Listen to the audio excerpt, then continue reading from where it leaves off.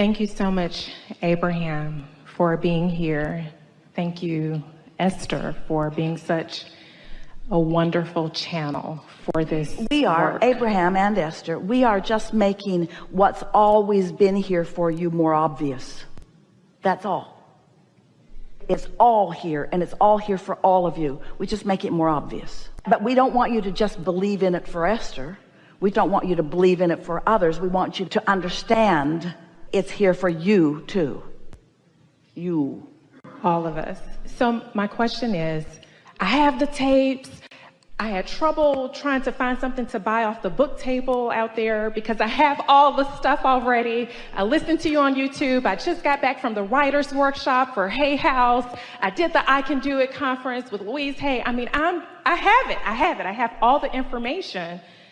But the manifestation, how do I get it from there to here? How do I get it out of the vortex and into my experience? How do I get unstuck? I just feel that there is a holding pattern and there is a gap between what I know and between what I experience. All right. Did you experience the fervor with which she argued for her limitation? That's why. That's why your awareness of where you are is so vivid that you shouted it at us. So the conversation that we've had here today about a soft and gentle focus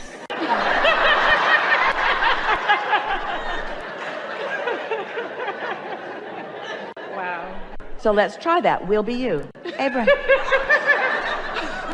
Abraham, I acknowledge that everything I want is already well underway. And I see evidence of it. I do. Every day I see evidence of it. And some days a little more evidence than others. And I'm beginning to notice that my attitude, my mood, how I feel about it is influential in what I see. And I'm hard on myself, Abraham. I take score too much. I'm watching for results. And sometimes I think that the answer is coming in different ways than I want it to.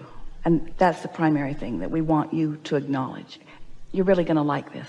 So we've established here, and we know that you have come along with us, that there is your inner being you and there's the you, and that there's a relationship between the two. Yes, you've got that. So this relationship between the two of you is, of course, what your emotions are all based on. And your inner being really does have an attitude or an opinion about everything that you're thinking about. So when you are taking score of something that already is, you're really in a step one moment again. You're really asking more questions and asking for more, and you're really making what's in your vortex bigger, and that's a good thing. The more determined you are and the more you want something, the bigger it gets. But that does not necessarily mean that you have greater access to it, because the receptive mode is something that you've got to do. In other words, step 2 is always happening. You've got to do the step 3 part. You have to get in the receptive mode where you can receive. Here's a big difference. This is pivotal for you. Here's a big difference between what your inner being knows about something and what you know about something. Hear this. Your inner being knows that you have many beliefs that are in your way. Your inner being knows that you have many beliefs that are in your way. Your inner being knows that you have many beliefs that are in your way. And your inner being knows what each and every one of those problematic beliefs are. So when you ask for something and you have beliefs in the way, your inner being calls you around those beliefs, over and under them and around them. In other words, your inner being takes an unconventional approach. Your inner being does not give you the answer that you expect, because your inner being knows you're already ready for that. Instead, your inner being calls you over here so that you have an experience over there and a conversation over there. Are you following this? So these are the things that we want you to get from this conversation. Your inner being knows that you have resistant thoughts and doesn't hold it against you. Your inner being knows that you have resistant thoughts and isn't trying to get you to get rid of them. Your inner being simply shows you another way to get to where you want to be. Best story that exemplifies that, Esther couldn't find her gold pen. She looked for it for weeks and weeks, dumped all of her purses upside down, cleaned out all the drawers, and we knew where it was, and she couldn't find it because it was right there in that purse that she had looked through many, many times, was tangled up in the lining. She tipped it upside down. She could not find it. We knew it was there. We knew she wanted it. So we gave her a suggestion. You might like that perfume that you haven't used for a while. And she remembered where it was in the same bag. When she reached in that bag for the perfume, she came out with the pen. Now, sit with that just for a moment and feel your argument with us, because you've got one. We felt you had. Feel your argument with that. Your argument with that is, Abraham, why didn't you just say to Esther, Esther, it's in the bag? You think we didn't do that? Why do you think she dumped it upside down 400 times?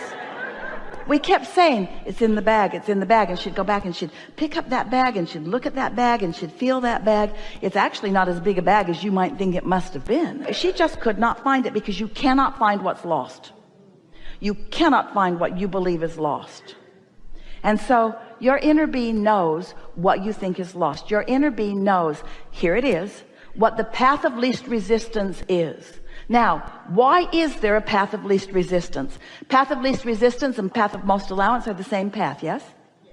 So why is there a path of resistance at all? Who's putting the resistance on your path? You are. Your inner being doesn't hold that against you, because your inner being knows where the resistance is. So your inner being just guides you around your resistance. But you don't make it easy, because you argue for your limitations. You defend why you feel resistant. You explain that this is how it is. You explain that the goat just keeps bunting the stump. You explain that you've been over it and over it and over it and over it and over it. In other words, you don't make it easy for yourself, for your inner being to guide you around. So this is what we want you to take away from this conversation. You've got beliefs that hinder you, and your inner being doesn't care, because your inner being knows that you have enough beliefs that are working for you, that you can be guided to the things you want. Your inner being is not trying to get you to do or not do anything. Your inner being is just helping you to fulfill your own desires, you see.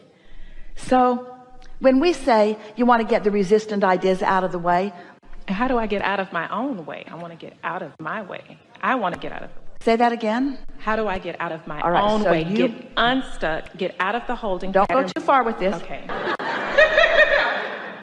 Rampage in the different direction. You be you, and we'll be the other you. So ask that short question again. How do I get out of the holding pattern? No, that's not what you said. How do I get unstuck? That's not what you said. How do I get what's in the That's not what you said.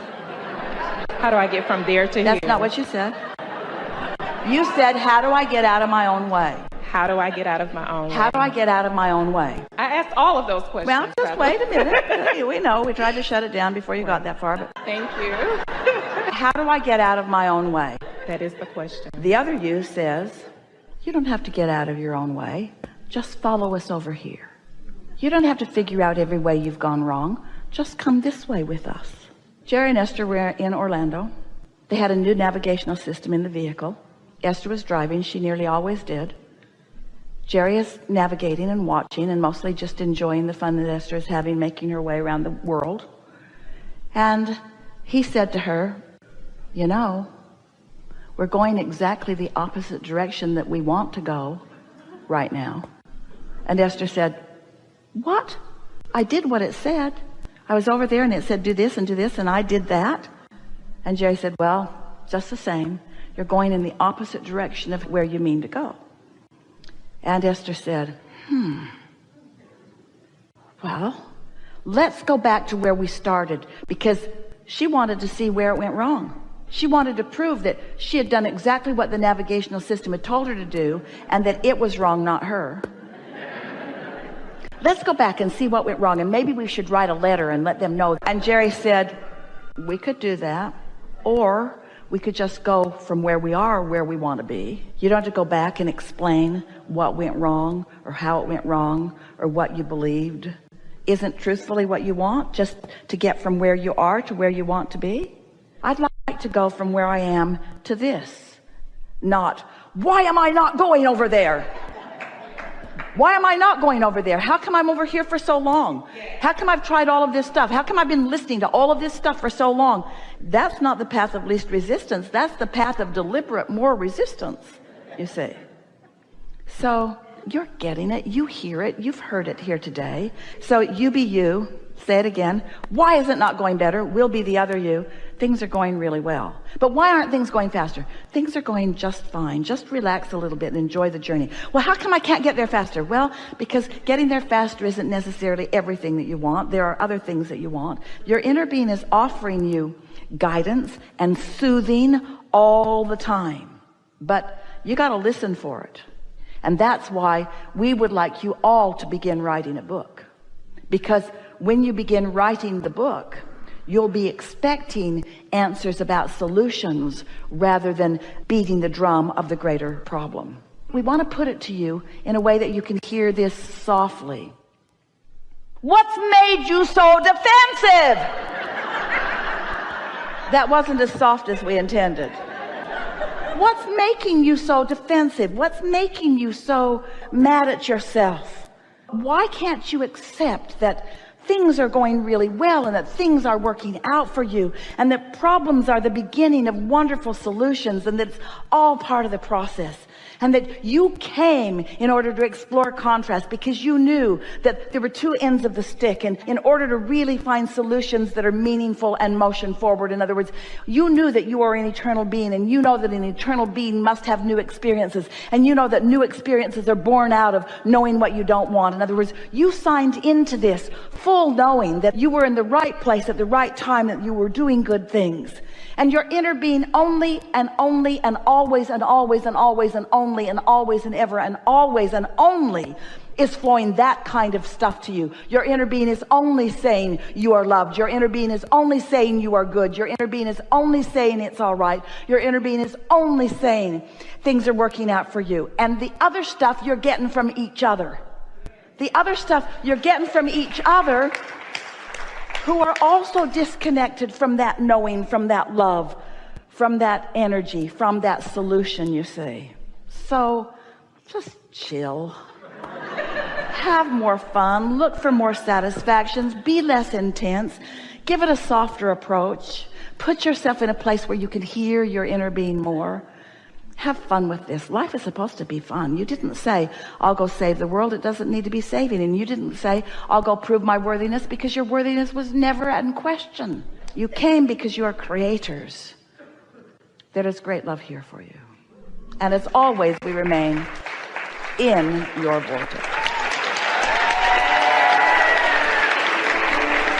So nice. So nice. Really, really good. Thank you so much. Thank you so much.